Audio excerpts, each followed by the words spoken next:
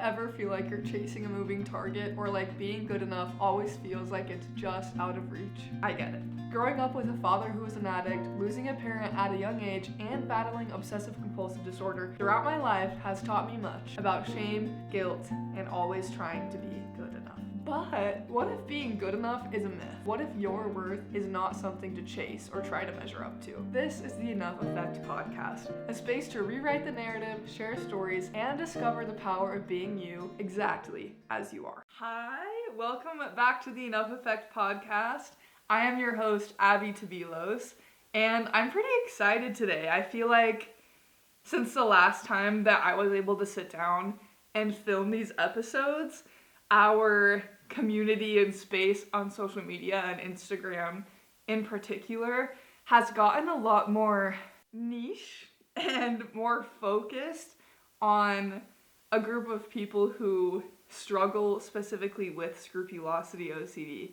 And that has been quite exciting for me to build a community of people who can talk about such a taboo thing and help each other to just feel seen and go through all of the difficult things that we go through as people with religious OCD. So if you are a part of that, thank you so much. And if you're not, my username is just abstabs, ABSTABBS, and we would love to have you over there. And today's episode is actually a request from someone who is a part of that community. When I'm about to film, I do leave little question boxes where people who follow me online can suggest topics for the podcast. And this particular follower was wanting a podcast episode on how to deal with the everyday exhaustion of just relentless, intrusive thoughts. And for those of you who have OCD, that doesn't really need a lot of explanation. However, I do know that there are people who listen to this podcast who do not have OCD, and I just wanted to paint a little bit of a picture of what the daily life of somebody with obsessive compulsive disorder can look like, no matter what subtype the individual is going through. At least for me, usually as soon as I open my eyes in the morning, I pretty much immediately feel a really heavy feeling on my chest. I get pretty jittery. I feel antsy, like I can't hold still because my mind is waking up and already starting to jump into the list of compulsions that I need to start doing right away to get that anxiety to go down. And it is quite immediate. I'm opening my eyes and my OCD is opening its eyes as well. You go about your day, you get ready for work, you go to work, you do what you have to do, you come home, you try to rest, you make dinner, whatever you're doing. But within all of those everyday tasks that we have to do as people, there's always the background anxiety. Your mind is telling you things that you should be worried about and analyzing your interactions with people and what you have and have not done, and you're resisting compulsions or doing compulsions, and it's kind of invisible, obviously depending on which compulsions you struggle with, but to the naked eye and to your coworkers or people around you, that you seem like you're doing just fine because you're kind of used to doing it every day. But just because you're used to it does not mean that it's not exhausting. And the truth is that it does take its toll going about your day-to-day life, doing the same things everybody else has to do, while also dealing with OCD. So, I obviously am not a professional, I'm not a therapist, but in my journey with OCD so far, and in talking with my own therapist, and in experimenting with my own coping strategies, I have come up with 3 ways that I am mindful of that exhaustion and how I cope with that exhaustion of dealing with the relentless intrusive thoughts. And of course, the intensity of OCD can vary day by day. Obviously, if there's triggers present or you have something else going on in your life where you're extra tired or extra stressed, all of these things can affect how your OCD is behaving, and being aware of that is crucial. And that leads me to the first tip that I have for dealing with this exhaustion of dealing with these intrusive thoughts every single day is just that showing up every day looks different. And to kind of explain this point, I actually wanted to share an image that somebody in my OCD support group shared with us a few weeks ago. If you watch this podcast on YouTube, it's going to be popping up on the screen right now, but if you do listen on a different podcasting platform, I will put a link to the image in the show notes, or you can go to my Instagram and I have the image in the story highlight that says OCD. And I will explain it right now as well. It's basically, there's an image of a bunch of vials. And on the top half of the image, it says what we think showing up every day looks like. And all of the vials have the same amount of liquid in them. And they're pretty much full to the brim. And then underneath it says what showing up every day actually looks like. And it shows the vials, and there's one that's full to the brim, there's one that has like a millimeter of liquid, and then there's one that's half full, and then there's one that's 3/4 full, and then there's an empty one, and then there's one that's full again. And I think that we put a lot of pressure on ourselves to show up every day, and we think that that means getting the same amount of things done every day, and that's just not realistic, and it's not true. And I know for me, my scrupulosity OCD does tend to attach my productivity levels to religion and to morality, and I get very stressed out as I think about, okay, what work did I get done today? And what did I do for other people? And what did I do for my family and myself?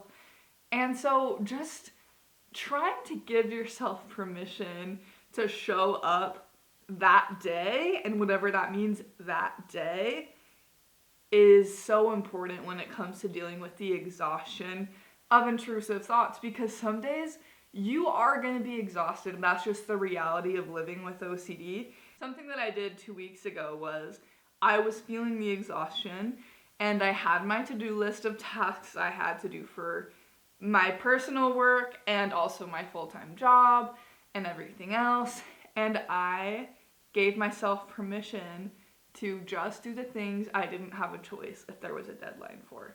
And that meant I wasn't posting a podcast episode that week or a blog post that week. But it felt so freeing to know I'm showing up today in a way that's kind to myself. So be kind to yourself when it comes to being exhausted from your OCD. And your OCD is going to get mad about that. And that's even more exhausting, but it does take practice, and find comfort in knowing that it does get easier to do that over time.